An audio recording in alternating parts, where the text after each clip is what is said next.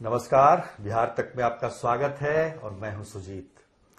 सोनपुर का विश्व प्रसिद्ध मेला चल रहा है और सोनपुर के बारे में सब लोग यही जानते हैं कि मेला तो बहुत बड़ा है। वहां हाथी से लेकर घोड़ा, गाय, मतलब तमाम जानवर, मवेशियों का वो बड़ा मेला है और साथ में कई तरह के झूले, थिएटर। लेकिन इसका इतिहास क्या है? क्या आपको पता है कि बिहार कांग्रेस की स्थापना सोनपुर मेले में हुई थी? तो ऐसी दिलचस्प बातें हमको बताने वाले हैं वरिष्ठ पत्रकार अरविंद मोहन। अरविंद मोहन जी, आपका स्वागत है। सोनपुर मेला अभी चल रहा है, कार्तिक पूर्णिमा से शुरू हुआ है। अभी 15 दिन बीते हैं, 15-16 दिन। अभी 15 दिन और है मेला। 15 दिन नहीं है, 10 दिन के करीब। ये मेला अपने आप में एक अद्भुत मेला, हालांकि इसका स्वरूप थोड़ा अलग होता जा रहा है, चीज बदलता जा रहा है। तो समय के साथ समय का नाम ही परिवर्तन, परिवर्तन होना तय है, तो वो बदल रहा है। हम लोग जब आए थे आज से 20 साल पहले तो उस समय उस तरह की स्थिति नहीं थी। आज सरकार की तरफ से भी काफी उस पर ध्यान दिया जा रहा है, तो काफी अच्छा, मतलब एक तरीके से आप कह सकते हैं कि मेले का आयोजन हो रहा है। सरकार का पूरा नियंत्रण है। ये शुरुआत इसकी कैसे हुई, इसके बारे में बहुत लोग क्लियर नहीं है, बहुत मतलब स्पष्ट नहीं है कब से शुरू हुआ। देखिए, असल में नदियों का मिलन जो है वो अपने यहाँ बहुत पवित्र माना जाता है। तो गंडक और गंगा का मिलन स्थल है, तो वो उससे उसका महत्व हर हिंदू समाज में, हिंदुस्तानी समाज धर्म से जुड़ा हुआ। हाँ, वो है। फिर ये है कि मंदिर भी और पूजा का भी इतिहास ईसा पूर्व के मिलता है, कुषाण के समय से, कि वहां मेला लगता है। और मेले का जिक्र लगातार, जब भी कोई बिहार के बारे में जिक्र, कितने हजार वर्ष हो गया? अब तो 2500 हो गया। तो ये इतिहास एक तो यही लंबा है कि जब भी कोई जिक्र आता है इसी इलाके का, तो उसमें मेले का जिक्र आता है। यानी कि 2500 तो हम मान के चले। हाँ, उससे पहले भी हो सकता है। और लेकिन मेले की उससे ज्यादा बड़ी बात मुझे लगता है कि एक दूसरी खूबसूरती ये है कि हरि और हर, शिव और विष्णु, ये दो नदियों का मिलन ही नहीं है, ये पंथों का मिलन भी है। और सिर्फ वही नहीं है, पंच मंदिर है वहां एक ही साथ, एक ही कैंपस में सारी मूर्तियां हैं, सारी पूजा काली मंदिर। तो ये इन मंदिरों का होना ये बताता है कि कभी जब पंथों की लड़ाई हुई हो ना हुई हो, लेकिन मेल का स्थल ये है। और ये मेल बिहारी सोसाइटी का और हिंदुस्तानी सोसाइटी का एक बहुत बेसिक कैरेक्टर है।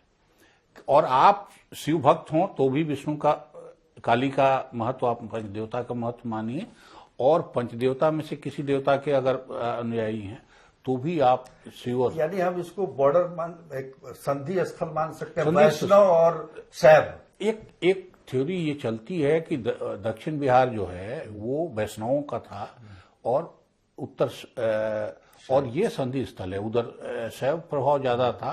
बताते लोग सरजू नदी के उस पर जो है शैव, मतलब वैष्णव है, और इस पर शैव। अपने यहाँ भी इस बार जो बोध गया का मठ है, ये सब वैष्णव मठ है। तो ये एक डिवीजन भी रहा है और पॉसिबली ये उसका भी मिलन स्थल होगा। लेकिन इसका स्वरूप लगातार बदलता गया है, और स्वरूप ही नहीं बदला है, इसका स्थान भी बदलता गया।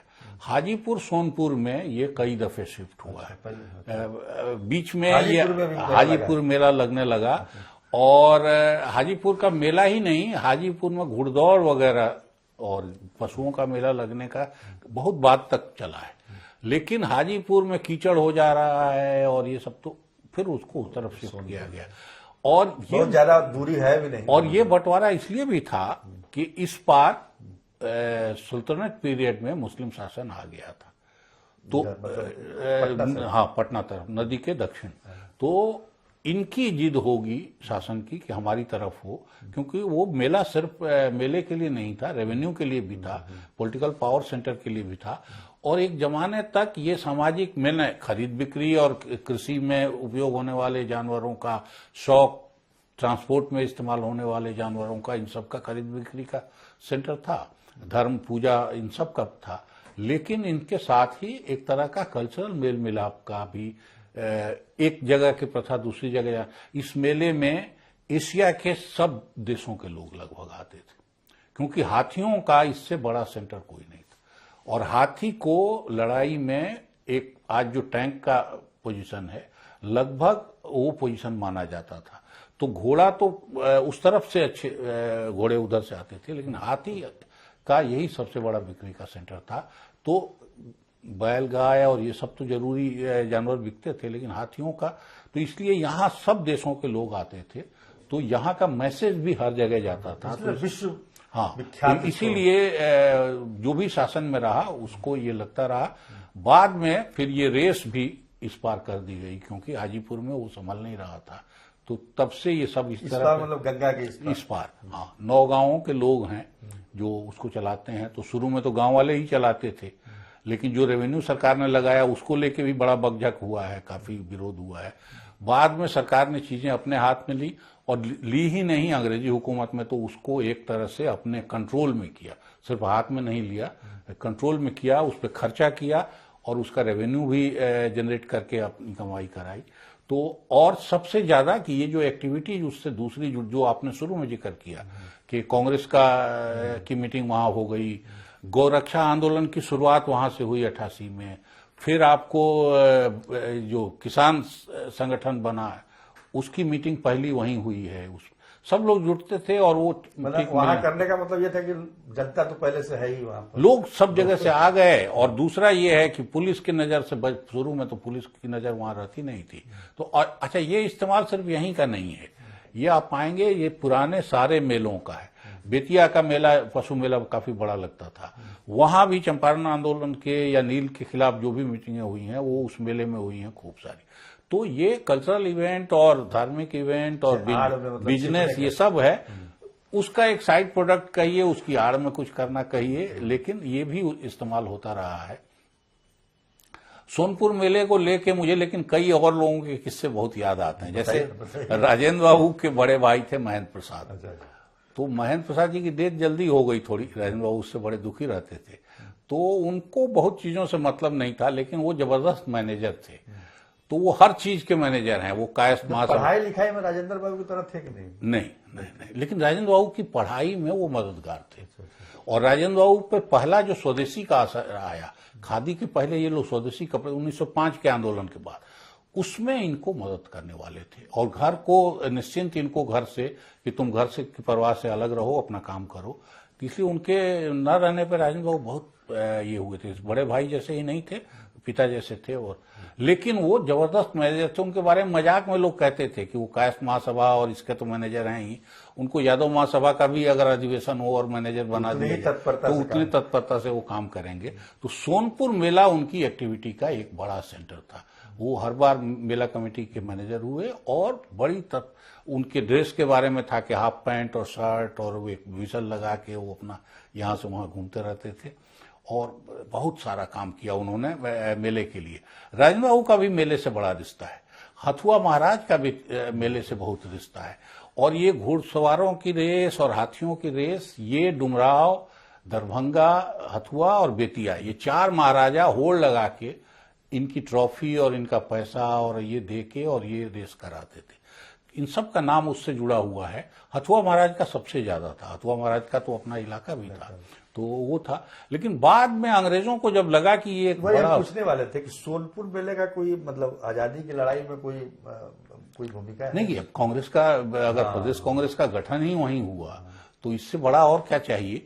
लेकिन उससे भी ज्यादा ये है कि अंग्रेजों को लगा कि इसका लाभ ऐसी ताकतें ले रही हैं जो हमारे खिलाफ हैं, तो उन्होंने मेले के चप्पे चप्पे पे अपनी निगरानी की व्यवस्था की, जिसमें जमीन जिनका था उनसे पैसा वसूलने से लेके या पैसा देने से लेके उनसे, और फिर सारी एक्टिविटी, और फिर स्टेट फंडिंग जो आज आप कह रहे हैं, पहले स्टेट फंडिंग इस किस्म से नहीं होती थी, लेकिन ये गतिविधियां जब उन्होंने नोटिस की तो स्टेट फंडिंग के सहारे भी मेले पे, और फिर मेले का जो रेवेन्यू आया वो कुछ घाटा फायदा अपना जो भी बराबर कर दे, लेकिन स्टेट फंडिंग वहीं से शुरू हुई है।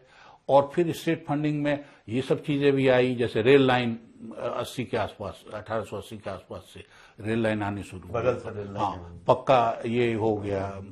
फिर नदियों का किस्सा बड़ा जबरदस्त है कि छपरा जाना हो अगर आपको सोनपुर से, तो उधर से आने में तो 5-6 घंटे में, जहां से धारा आ रही है तो उसमें तो आए, लेकिन इधर से जाने में जहाज खींच के ले जाना पड़ता था, तो 2-2 ढाई दिन लग जाता था। गंगा नदी में बड़े अफसर जा रहे हैं और रस्से से बांध के उनका उसको खींच के ले जाते थे। मैंने एक पत्रकार हैं नागेंद्र नाथ गुप्ता, उनकी किताब का ये किया, तो उनके पिता जज थे छपरा में, तो उन्होंने इस यात्रा का बहुत दिलचस्प वर्णन किया है कि किस तरह से तो पैदल चले जाए। हाँ, लेकिन वो लोग अपना बैठे हुए नदी में विहार हो रहा है, सब खाने पीने की चीजें हैं और मजदूर अपना खींच रहे हैं उधर से। और इन लोगों ने क्या काम किया, इसकी असल में थोड़ी आपको थोड़ा अंदाजा ये होना चाहिए कि जिस दौर में राजेंद्र बाबू 10,000 की फीस लेते थे,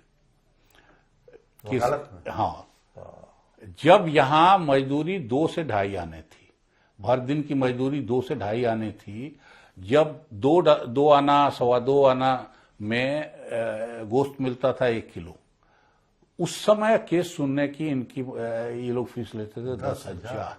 आज का कितना होगा? 10,000। और सब छोड़ के ऐसे आयोजनों में महेंद्र प्रसाद और राजेंद्र प्रसाद और सब लोग लगे हैं, तो इसको आप बहुत हल्के में मत लीजिए कि कोई उनका मनोरंजन था या कोई उनको जुनून था, उनको कोई, इसको उन्होंने एक बड़े पर्पज से लिया अपने साथ, और ये करके फिर वो इन आयोजनों में जुड़े, इनमें लगे। इसी तरह का बड़ा ओकेजन हमारे यहाँ 34 का भूकंप था, जिसमें इतना काम हुआ और एक फाइनेंशियल इरेगुलरिटी का सिर्फ केस पकड़ा गया, और वो भी राजेंद्र बाबू ने फाइन वाइन नहीं लगने दिया, उस आदमी के घर जाके मनाया, उसके माँ बाप को कहा कि इतना पैसे का गड़बड़ है, ये आप लोग भर दीजिए, नहीं तो एक केस मुकदमा, और वो भर दिया उन लोगों ने। तो इस तरह से इन्होंने मैनेज किया सब चीजों को कि उसमें कोई एफआईआर नहीं, कोई केस मुकदमा नहीं, कुछ, सब चीजें आपसे हिसाब से और 100% ईमानदारी। चलिए, मतलब आपने काफी दिलचस्प बातें बताई सोनपुर मेला के बारे में, और हमें डॉक्टर राजेंद्र प्रसाद के बारे में भी काफी कुछ जानने को मिला इस संदर्भ में, मेला के संदर्भ में भी। आपका बहुत बहुत धन्यवाद। आप हमारे स्टूडियो में, नमस्कार।